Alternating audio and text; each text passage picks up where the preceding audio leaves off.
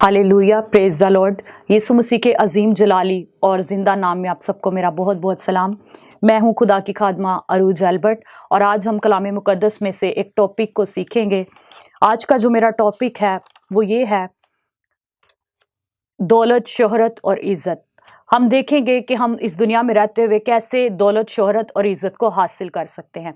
हम देखते हैं दुनिया में जो तमाम इंसान है, हर शख्स की ये डिज़ायर होती है, ये ख्वाहिश होती है कि हमारे पास मालो दौलत हो, हमारे पास बहुत सारी इज़्ज़त हो, शोहरत हो। लेकिन मेरे अजीज़ों, अगर देखा जाए तो ये सारी चीज़ें दुनियादारी में रहते हुए इब्लीस भी आपको ये सब कुछ दे सकता है। लेकिन खुदावन ने हमें आज़ाद मर्ज़ी दी है और खुदावन ने हमें अपनी मर्ज़ी की चॉइस दी है कि हमें क्या इंतखाब करना है। तो हम कलाम मुकद्दस की रोशनी में आज इस बात को सीखेंगे कि इन सब चीज़ों को हम किस तरीके से हासिल कर सकते हैं। तो आइए मेरे साथ खुदावन के ज़िंदा पाक कलाम में से निकालिए मुकद्दस अय्यूब की किताब, उसका पहला बाब और उसकी 15 आयत तक हम इसको स्टडी करेंगे। कलाम मुकद्दस में यूं मरकूम है, उसकी सरजमीन में अय्यूब नाम एक शख्स था। वो शख्स कामिल और रास्तबाज था और खुदा से डरता और बदी से दूर रहता था। उसके यहाँ 7 बेटे और 3 बेटियां पैदा हुई।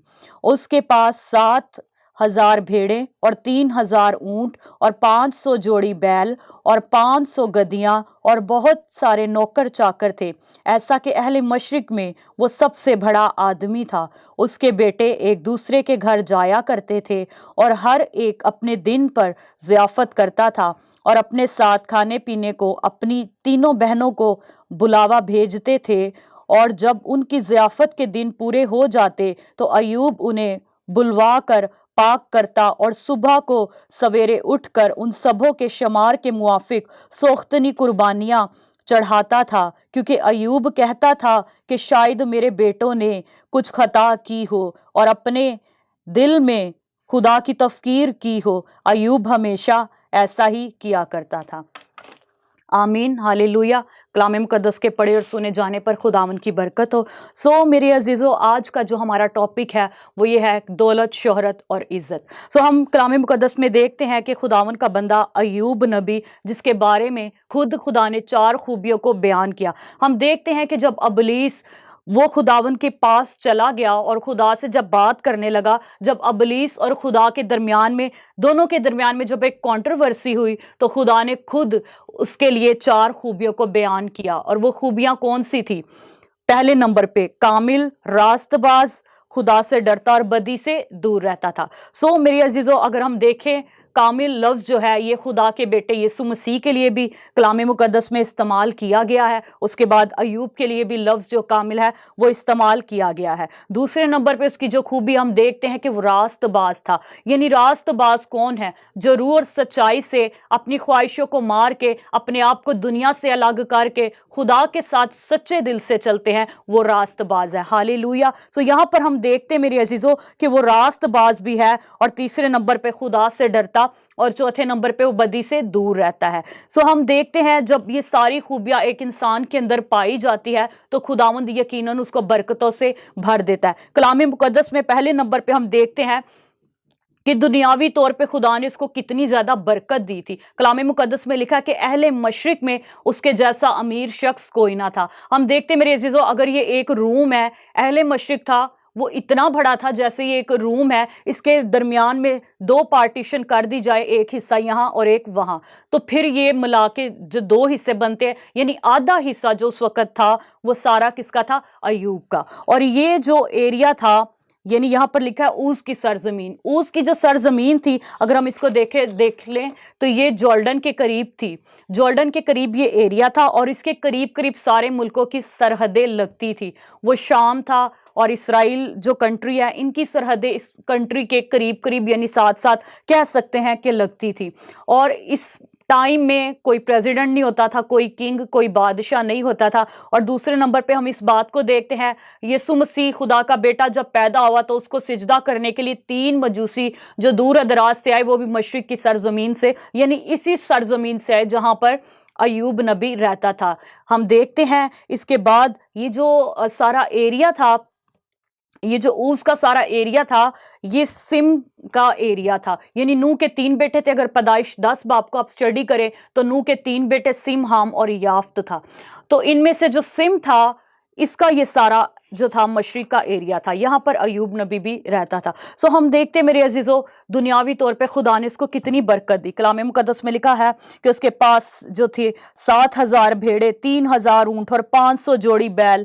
सो हम देखते हैं दुनियावी तौर पे किस कदर वो मालो दौलत वाला था। इसके साथ साथ खुदा ने उसको औलाद की बरकत भी दी है। और अगर आप ज़बूर 128 को स्टडी करें तो वहाँ पर लिखा है कि ये बरकत यानी उस शख्स के लिए जो खुदा से डरता है, और खुदा ने इसको औलाद की बरकत भी दे रखी है। 7 बेटे और 3 बेटियां, दुनियावी दौलत भी है, औलाद की बरकत भी है, और हर तरह की बरकत जो है खुदा के बंदा अयूब नबी के पास पाई जाती है। उसके बाद हम देखते हैं कि किस तौर पे वो खुदा के साथ चलने वाला है। हम देखते हैं मेरे अजीजों कि उसके जो बेटे और बेटियां भी हैं, उसको भी उस शख्स ने अपने बच्चों को भी एक अच्छी तालीम से नवाजा हुआ है। उसके बच्चे भी जो हैं, यहाँ पर लिखा है कि उसका हर बच्चा जो है, उसका हर बेटा अपने दिन पर क्या करता है, ज़ियाफ़त। अब ज़ियाफ़त जो है यानी एक वो दावतनामा है, दावतनामे को ये जाहिर करती है। वो अपने दिन पे अपने अपने घर एक एक बच्चा जो है, जब अपने घर वो शुक्रगुजारी रखता था और सबको जमा करके वहाँ पर बाकी बहन भाइयों को भी बुलाता था। बहनों के घर भी बुलावा भेजा जाता था कि आज मेरे घर इस तरह से है, जो महफिल मुकद्दस महफिल सजाई गई है, तो आप भी आए। फिर दूसरे की बारी, फिर तीसरे की बारी, एक एक दिन पर हर उसका बच्चा जो था अपने घर में सबको जमा करता था। और जब वो सब एक दूसरे को अपने घर में जमा करके भाइयों की बारी खत्म हुई, बहनों की बारी शुरू होगी, और जब बहनों की भी बारी खत्म हो जाती थी, सारे बच्चे जब शुक्रगुजारी अपने कर चुके होते थे, सबसे एंड पे यहाँ पर कलाम मुकद्दस में लिखा है कि फिर अयूब नबी उनको अपने घर बुलाता था। और अपने घर वो बुलाकर क्या करता था, वो इस बात से डरता था क्योंकि वो खुदा का खौफ अपने दिल में रखता था। खुदा से डरने का मतलब ये नहीं है कि कांपना क्यों है, खुदावन पता नहीं टांग तोड़ देगा क्या होगा, थर थराना या कांपना नहीं है। खुदावन डरने का मतलब ये है कि खुदावन के खौफ में चलना, खुदावन की हजूरी में रहकर उसके खौफ से डरना। और वो खुदा का खौफ अपने दिल में रखता था। और वो क्या करता था, अपने बेटों को सबसे एंड पे बेटे और बेटियों को बुलाता था, उनके लिए वो सोख्तनी कुर्बानी चढ़ाता था खुदावन की हजूरी में कि खुदावंद अगर पूरे साल में मेरे बच्चों से कोई गलती, कोई खता, कोई ऐसी बात हो गई हो, मेरे बच्चे जवान है, कोई ऐसी बदी इनसे हो गई हो, तो खुदावन तो इनको माफ़ करना। इसलिए वो अपने घर में सबसे एंड में सबको बुला के क्या करता था, अपने घर के अंदर वो उस महफिल को सजाता था। सो मेरे अजीज़ों, अगर आज आपको भी ये सब कुछ चाहिए, अगर आप भी चाहते हैं कि ऐसी दौलत, ऐसा माल, ऐसी शोहरत, ऐसी इज्जत आपकी भी की जाए, तो हमें क्या करने की ज़रूरत है? इसी तौर पे अपनी ज़िंदगी को खुदा की हजूरी में सरेंडर करने की ज़रूरत है। हमें इस तौर पे खुदा के साथ चलने की ज़रूरत है। ये चारों खूबियाँ जो आज हमने खुदा के बंदा अयूब नबी की ज़िंदगी में देखी हैं, ये सारी खूबियाँ हमारे अंदर भी होना बहुत ज़्यादा ज़रूरी है। तब ही खुदावन क्या करता है, हमें ऐसी बरकत से नवाजता है। सो मेरे अजीज़ों, जो लोग खुदावन से डरते हैं और खुदावंद उनको बड़ी बरकतों से मालो माल करता है, और उनके लिए खुदावन के जो है डिवाइन मंसूबे होते हैं, डिवाइन प्लान्स होते हैं, और खुदावन जो है अपने लोगों को अच्छे मुकामों पर लेकर जाता है। जैसे खुदावन ने अपने बंदा अयूब नबी के लिए अच्छे ही मंसूबे, किस कदर खुदा ने उसको बरकत से मालो माल किया था। हम देखते हैं कि बेटों की बरकत भी उसके पास मौजूद है, बेटियों की बरकत भी उसके पास मौजूद है, और बहुत सारी दुनियावी बरकत को भी हम देख सकते हैं। आज अगर इतनी बरकत खुदावंद हमें दे दे तो हमारे दिल में क्या आ जाता है, प्राउड आ जाता है, हमारे दिल में तकब्बुर आ जाता है। हम इंसान को इंसान नहीं समझते, किसी शख्स को आप जो है अच्छा नहीं जानते, अपने आप ये गुरूर जो है, ये सब कुछ जो है, ये अबलीस हमारे दिल में लेकर आता है। ये कड़वे बीज और ये सारे जो है अबलीस जो होता है, ये हमारे जहनों में, सोचों में आकर काम करता है। लेकिन मेरे अजीज़ों, हम देख सकते हैं कि खुदावन का बंदा जो अयूब नबी है, किस कदर इसके पास बरकत है, किस कदर दौलत है इसके पास, और ये बरकतों से मामूर है। उसके बावजूद भी वो क्या कर रहा है, वो खुदावन से डरता है। इस कदर खुदावन का खौफ कि वो शुक्रगुजारियां भी कर रहे हैं, बेटों के घर भी हो रही है, बेटियों के घर भी हो रही है, हर एक बरकत भी खुदा ने दी है। मालो दौलत, जानवर, रुपया, पैसा, दौलत, जायदाद, हर चीज उनके पास वाफर है।